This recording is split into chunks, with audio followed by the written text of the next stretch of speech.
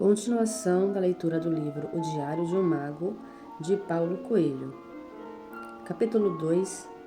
San Juan Pied-de-Port. Um desfile com personagens mascarados e uma banda de música, todos vestidos de vermelho, verde e branco, as cores do país basco francês. Ocupava a principal rua de San Juan Pied-de-Port. Era domingo, eu tinha passado 2 dias dirigindo e não podia perder mais 1 minuto sequer assistindo àquela festa.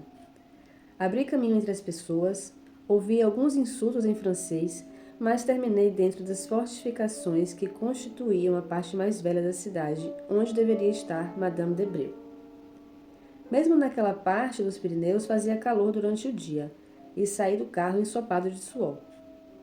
Bati na porta. Bati outra vez e nada. Uma terceira vez e ninguém respondeu. Sentei-me no meio-fio, preocupado. Minha mulher dissera que eu deveria estar ali exatamente naquele dia, mas ninguém respondia aos meus chamados. Podia ser, pensei, que Madame de Breuil tivesse saído para ir ver o desfile, mas também existia a possibilidade de que eu tivesse chegado tarde demais e ela decidira não me receber. O caminho de Santiago acabava antes mesmo de haver começado.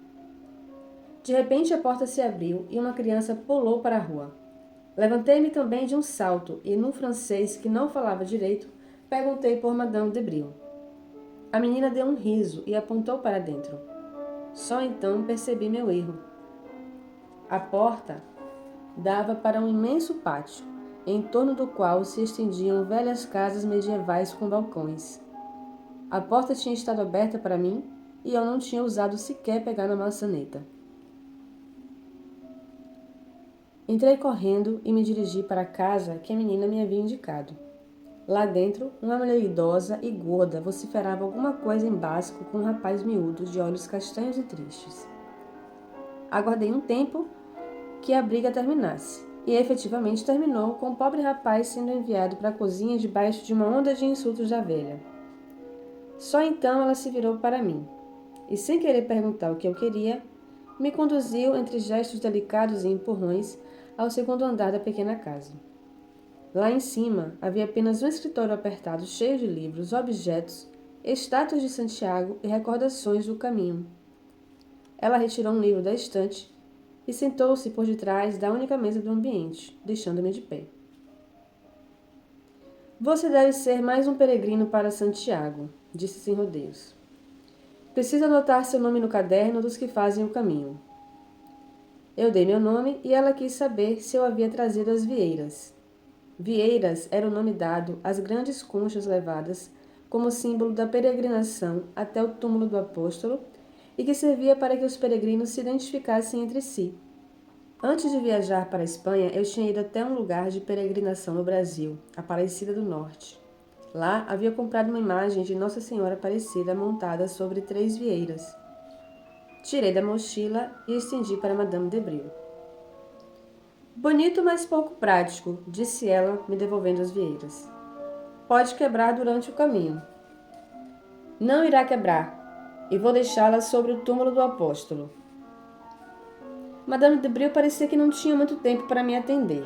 Deu-me um pequeno carnê que iria me facilitar a hospedagem nos mosteiros do caminho, colocou um carimbo de San Juan Pied-de-Port para indicar onde eu havia iniciado a caminhada, e disse que podia partir na bênção de Deus. Mas onde está o meu guia? Perguntei. Que guia? Respondeu ela um pouco surpresa, mas também com um brilho distinto nos olhos. Eu percebi que tinha esquecido de algo muito importante. No afã de chegar e ser logo atendido, eu não tinha pronunciado a palavra antiga, uma espécie de senha que identifica aqueles que pertencem ou pertenceram às ordens da tradição. Imediatamente corrigi meu erro e disse-lhe a palavra. Madame de Breuil, num gesto rápido, arrancou de minhas mãos o carnê que havia me entregue minutos antes. Você não vai precisar disso, disse enquanto retirava uma pilha de jornais velhos de cima de uma caixa de papelão. O seu caminho e o seu descanso dependem das decisões do seu guia. Madame de Breuil retirou da caixa um chapéu e um manto. Pareciam peças de roupa muito antigas, mas estavam bem conservadas. Pediu-me que ficasse em pé no centro da sala e começou a rezar em silêncio. Depois colocou o manto nas minhas costas e o chapéu na minha cabeça. Pude notar que tanto no chapéu como em cada ombro do manto haviam vieiras costuradas. Sem parar de rezar, a velha senhora pegou um cajado num dos cantos do escritório e me fez segurá-lo com minha mão direita. No cajado, prendeu uma pequena cabaça de água. Ali estava eu, por debaixo, bermuda jeans e camiseta I Love New York, e por cima, o traje medieval dos peregrinos a Compostela. A velha se aproximou até ficar a 2 palmos de distância na minha frente. Então, numa espécie de transe, colocando as mãos espalmadas sobre minha cabeça, disse: Que o apóstolo São Tiago te acompanhe e te mostre a única coisa que precisas descobrir. Que não andes nem devagar nem depressa demais, mas sempre de acordo com as leis e as necessidades do caminho. Que obedeças àquele que vai te guiar, mesmo quando te der uma ordem homicida, blasfema ou insensata. Tu tens que jurar obediência total ao teu guia. Eu jurei. O espírito dos velhos peregrinos da tradição há de acompanhá-lo na jornada. O chapéu o protege contra o sol e os maus pensamentos. O manto o protege contra a chuva e as más palavras. O cajado o protege contra os inimigos e as más obras. A bênção de Deus, de Santiago e da Virgem Maria o acompanhe todas as noites e todos os dias. Amém. Dito isto, voltou à sua maneira habitual. Com pressa e com um certo mau humor, recolheu as roupas, guardou-as de novo na caixa, recolocou o cajado com a cabaça no canto da sala e, depois de me ensinar as palavras de senha, pediu-me que fosse embora logo, pois meu guia estava me esperando a uns 2 quilômetros de San Juan Piedeport. Ele detesta a banda de música, disse ela, mas, mesmo a 2 quilômetros de distância, ele deve estar escutando. Os Pirineus são uma excelente caixa de ressonância. E sem maiores comentários, desceu as escadas e foi para a cozinha, atormentar um pouquinho mais o rapaz de olhos tristes. Na saída, perguntei o que deveria fazer com o carro, e ela disse que lhe deixasse as chaves, pois alguém viria buscá-lo. Fui até a mala do carro, peguei a pequena mochila azul com um saco de dormir, guardei no seu canto mais protegido a imagem de Nossa Senhora Aparecida com as conchas, coloquei-a nas costas e fui dar as chaves para Madame de Bril. Saia da cidade seguindo esta rua até aquela porta lá no final das muralhas. E quando chegar a Santiago de Compostela, reze uma Ave Maria por mim. Eu já percorri tantas vezes este caminho e agora me contento em ler nos olhos dos peregrinos a excitação que ainda tenho, mas que não posso mais pôr em prática por causa da idade. Conte isto a Santiago e conte também que a qualquer hora estarei me reencontrando com ele por outro caminho, mais direto e menos cansativo. Saí da pequena cidade vizinha, atravessando as muralhas pela Porte d'Espagne. No passado, esta tinha sido a rota preferida dos invasores romanos, e por aqui também passaram os exércitos de Carlos Magno e Napoleão. Segui em silêncio, ouvindo ao longe a banda de música, e subitamente, nas ruínas de um povoado perto de San Juan, fui tomado de uma imensa emoção, e meus olhos se encheram de água. Ali, naquelas ruínas, pela primeira vez eu me dei conta de que meus pés estavam pisando o estranho caminho de Santiago. Em volta do vale, os Pirineus, coloridos pela música da bandinha e pelo sol daquela manhã, me davam a sensação de algo primitivo, alguma coisa que já tinha sido esquecida pelo gênero humano, mas que de maneira nenhuma eu conseguia saber o que era. Era, entretanto, uma sensação estranha e forte, e resolvi apressar o passo e chegar o mais breve possível ao local onde Madame de Bril dissera que o guia me esperava. Sem parar de caminhar, tirei a camiseta e guardei-a na mochila. As alças começaram a machucar um pouco os ombros nus, mas em compensação, o velho tênis estava tão macio que não me causava nenhum incômodo.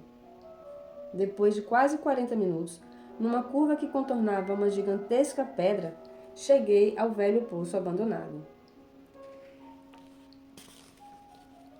Ali, sentado num chão, um homem com seus 50 anos, de cabelos pretos e aspecto cigano, remexia sua mochila em busca de algo. Olá, disse eu em espanhol com a mesma timidez que tinha toda vez que era apresentado a alguém. Você deve estar me esperando, meu nome é Paulo.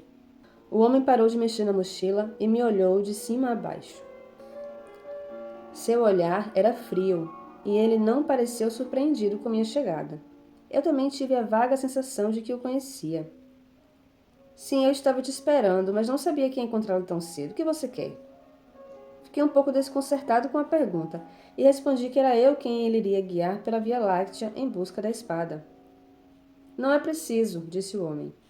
Se você quiser, eu posso encontrá-la para você. Mas decida isto agora. Cada vez achava mais estranha aquela conversa com o desconhecido. Entretanto, como tinha jurado obediência completa, preparei-me para responder. Se ele podia encontrar a espada para mim, ia me poupar um tempo enorme e eu poderia voltar logo às pessoas e aos negócios no Brasil que não saíam da minha cabeça. Poderia também ser um truque, mas não haveria mal algum em dar alguma resposta. Resolvi dizer que sim, e de repente, por detrás de mim, ouvi uma voz em espanhol num sotaque carregadíssimo.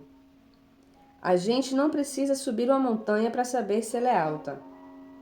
Era a senha. Olhei para trás e vi um homem de seus 40 anos, bermudas caqui, camiseta branca suada, olhando fixamente para o cigano. Tinha os cabelos grisalhos e a pele queimada pelo sol. Na minha pressa, eu tinha me esquecido das regras mais elementares de proteção e tinha me atirado de corpo e alma nos braços do primeiro desconhecido que encontrara. O barco está mais seguro quando está no porto, mas não foi para isso que foram construídos os barcos. Eu disse a contrassenha.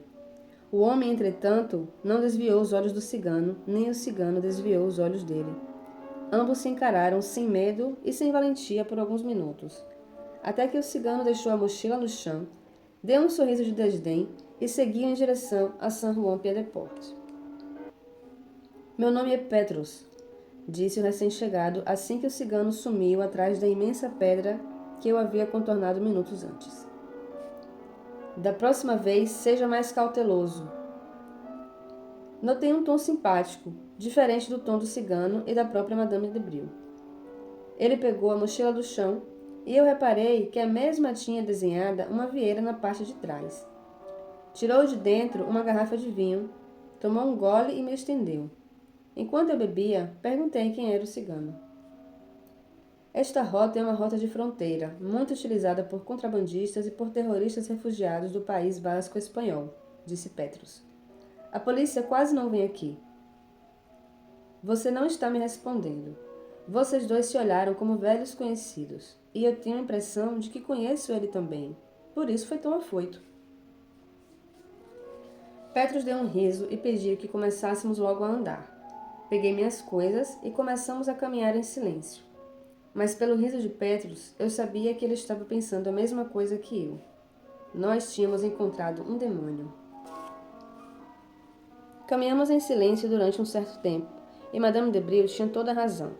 Mesmo a quase 3 quilômetros de distância, ainda dava para ouvir o som da bandinha que tocava sem parar. Eu queria fazer muitas perguntas a Petrus, sua vida, seu trabalho e o que tinha trazido ele até este local. Sabia, porém, que tínhamos ainda 700 quilômetros para percorrermos juntos, e chegaria o momento certo de ter todas estas perguntas respondidas. Mas o cigano não me saía da cabeça, e eu terminei quebrando o silêncio. Petrus, acho que o cigano era o demônio. Sim, ele era o demônio. Quando confirmou isso, senti um misto de terror e alívio. Mas não é o demônio que você conheceu na tradição, continuou Petrus. Na tradição, o demônio é um espírito que não é bom nem mau, mas considerado o guardião da maior parte dos segredos acessíveis ao homem, e com força e poder sobre as coisas materiais. Por ser o anjo caído, identifica-se com a raça humana e está sempre disposto a pactos e trocas de favores. Perguntei qual era a diferença entre o cigano e os demônios da tradição. Nós vamos encontrar outros pelo caminho, riu ele. Você irá perceber por si só. Mas para ter uma ideia, procure se lembrar de toda a sua conversa com o cigano. Eu repassei as 2 únicas frases que havia trocado com ele. Ele tinha dito que estava me esperando e tinha afirmado que buscaria a espada para mim. Petrus então disse que eram 2 frases que caberiam perfeitamente bem na boca de um ladrão que é surpreendido em pleno roubo de uma mochila. tentar ganhar tempo e conseguir favores, enquanto rapidamente traça uma rota de fuga. Ao mesmo tempo, as duas frases podiam ter um sentido mais profundo, ou seja, que as palavras estivessem dizendo exatamente o que pretendia dizer. Qual das duas estão certas? Ambas estão certas. Aquele pobre ladrão, enquanto se defendia, captou no ar as palavras que precisavam serem ditas a você. Achou que estava sendo inteligente e estava sendo instrumento de uma força maior. Se ele tivesse corrido quando cheguei, esta conversa estaria sendo desnecessária. Mas ele me encarou e eu li em seus olhos o nome de um demônio que você irá encontrar no caminho. Para Petrus, o encontro tinha sido um presságio favorável, já que o demônio havia se revelado cedo demais. Entretanto, não se preocupe com ele agora, porque, como eu disse antes, ele não será o único. Talvez seja o mais importante, mas não será o único. Continuamos andando. A vegetação, antes um pouco desértica, mudou para pequenas árvores espalhadas aqui e ali. Talvez fosse melhor mesmo seguir o conselho de Petrus e deixar que as coisas acontecessem por si mesmas. De vez em quando, ele fazia algum comentário a respeito de um ou de outro fato histórico que havia ocorrido pelos lugares onde íamos passando. Via a casa onde uma rainha havia pernoitado na véspera de morrer e uma capelinha incrustada nas rochas, ermita de algum homem santo que os raros habitantes daquela área juravam ser capaz de fazer milagres. Os milagres são muito importantes, você não acha? Disse ele. Eu respondi que sim, mas que jamais tinha visto um grande milagre. Meu aprendizado na tradição tinha sido muito mais no plano intelectual. Acreditava que, quando recuperasse minha espada, aí sim eu seria capaz de fazer as grandes coisas que meu mestre fazia. E que não são milagres, porque não mudam as leis da natureza. O que meu mestre faz é utilizar estas forças para...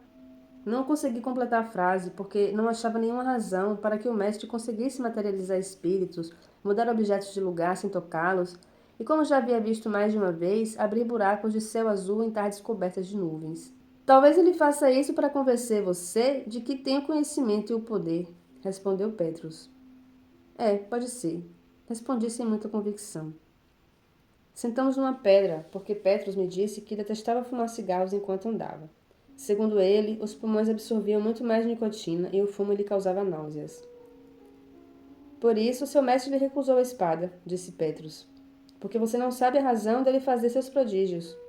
Porque você esqueceu que o caminho do conhecimento é um caminho aberto a todos os homens, às pessoas comuns. Em nossa viagem, eu vou ensinar-lhe alguns exercícios e alguns rituais que são conhecidos como as práticas de Ram.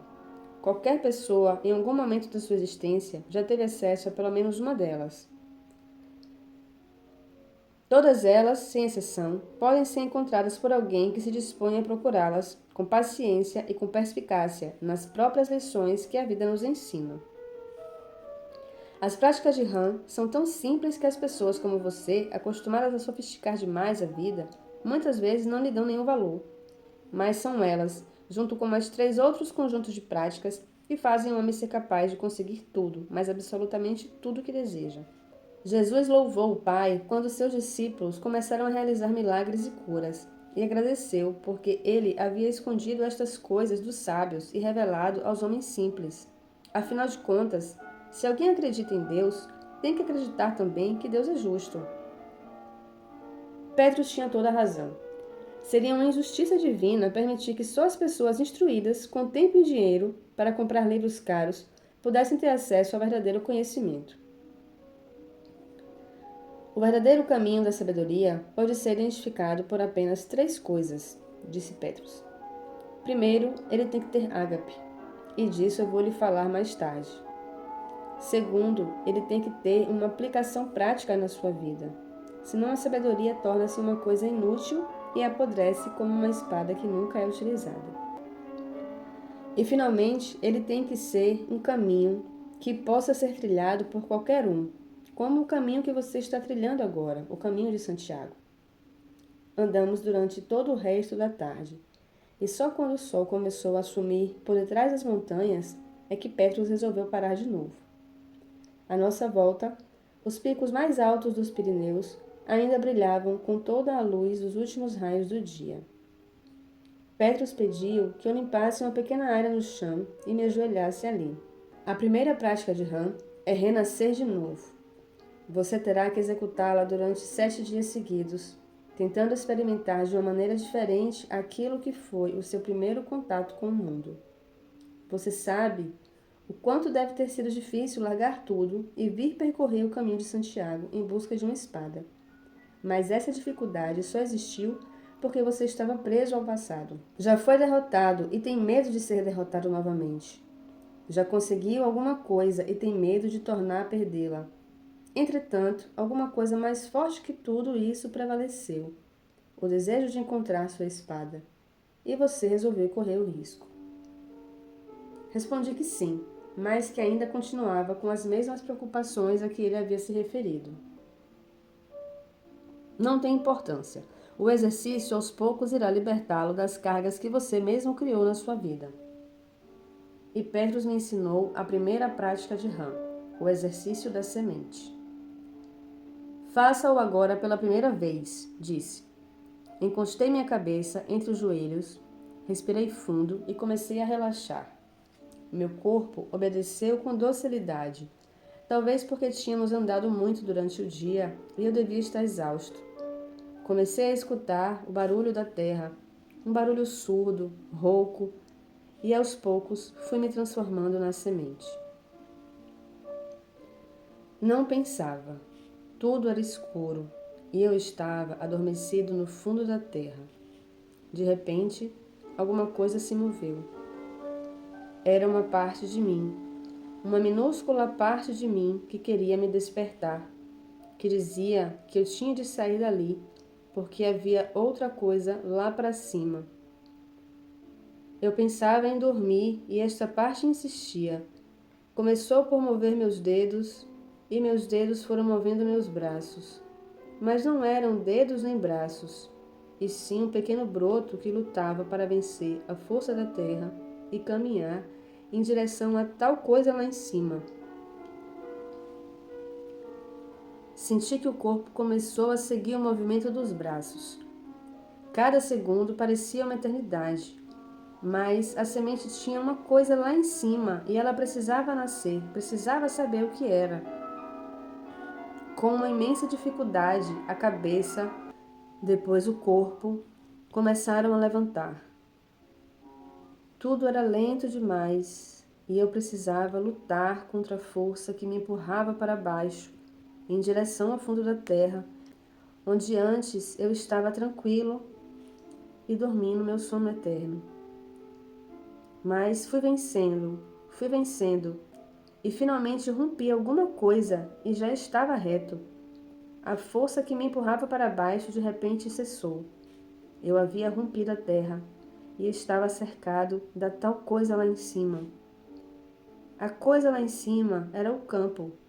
Senti o calor do sol, o zumbido dos mosquitos, o barulho de um rio que corria ao longe. Levantei-me devagar, de olhos fechados, e a todo momento pensava que iria me desequilibrar e voltar para a terra, mas no entanto continuava a crescer. Meus braços foram se abrindo e meu corpo se esticando. Ali estava eu, renascendo, querendo ser banhado por dentro e por fora por aquele sol imenso que brilhava e que me pedia para crescer mais, esticar mais, para abraçá-lo com todos os meus ramos.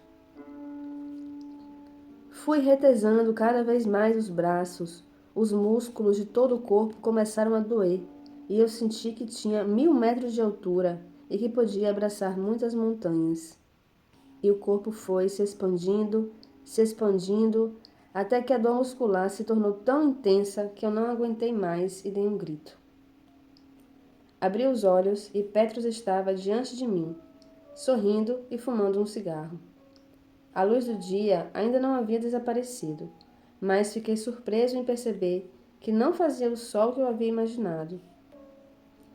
Perguntei se ele queria que lhe descrevesse as sensações, e ele disse que não.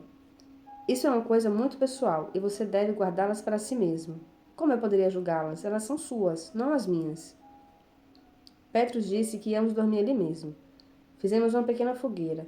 Tomamos o que restava da garrafa de vinho dele e eu preparei alguns sanduíches com patê que havia comprado antes de chegar a San Juan. Petrus foi até o riacho que corria por perto e trouxe alguns peixes que assou na fogueira. Depois, cada qual deitou no seu saco de dormir. Dentre as grandes sensações que experimentei na minha vida, não posso me esquecer daquela primeira noite no caminho de Santiago. Fazia frio, apesar do verão, mas eu tinha ainda na boca o gosto do vinho que Petrus havia trazido. Olhei para o céu e a Via Láctea se estendia sobre mim, mostrando o imenso caminho que devíamos cruzar. Outrora, essa imensidão me daria uma grande angústia, um medo terrível de que não seria capaz de conseguir, de que era pequeno demais para isso. Mas hoje eu era uma semente e tinha nascido de novo. Tinha descoberto que, apesar do conforto da terra e do sono que eu dormia, era muito mais bela a vida lá em cima. Eu podia nascer sempre, quantas vezes quisesse, até que meus braços fossem suficientemente grandes para poder abraçar a terra de onde eu tinha vindo.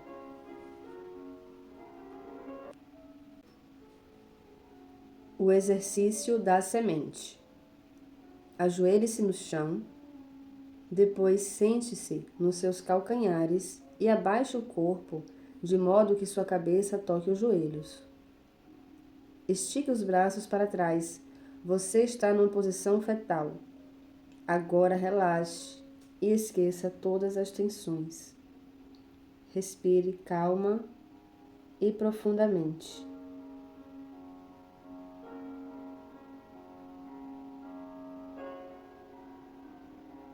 Aos poucos, você vai percebendo que é uma minúscula semente, cercada pelo conforto da terra. Tudo está quente e gostoso ao seu redor. Você dorme um sono tranquilo.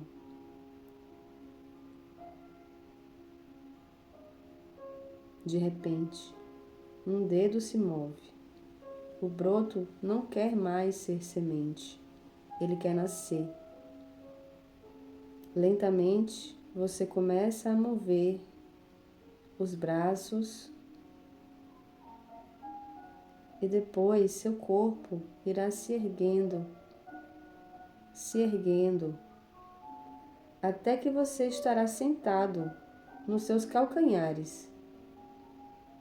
Agora você começa a levantar-se e lentamente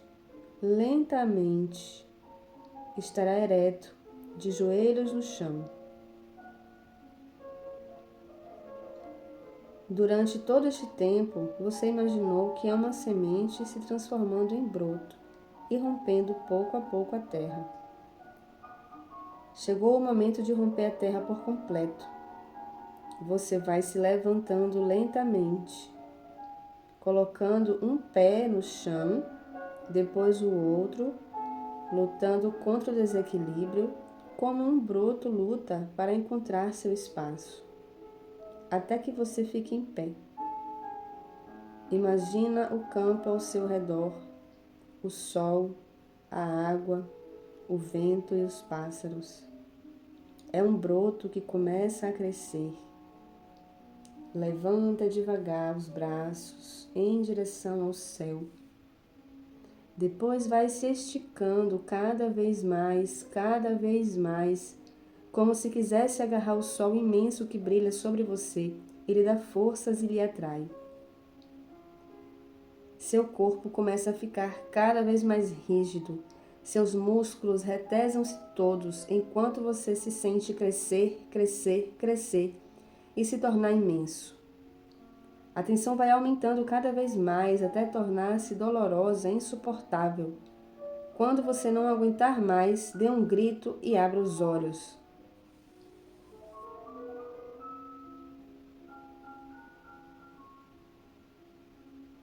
Repita este exercício 7 dias seguidos, sempre à mesma hora. Muito obrigada por ouvirem até aqui. Amanhã tem mais o capítulo 3, o Criador e a Criatura. Agradeço seu like, seu comentário. Ative o sininho para receber notificação assim que eu publicar a continuação do Diário de um Mago, de Paulo Coelho.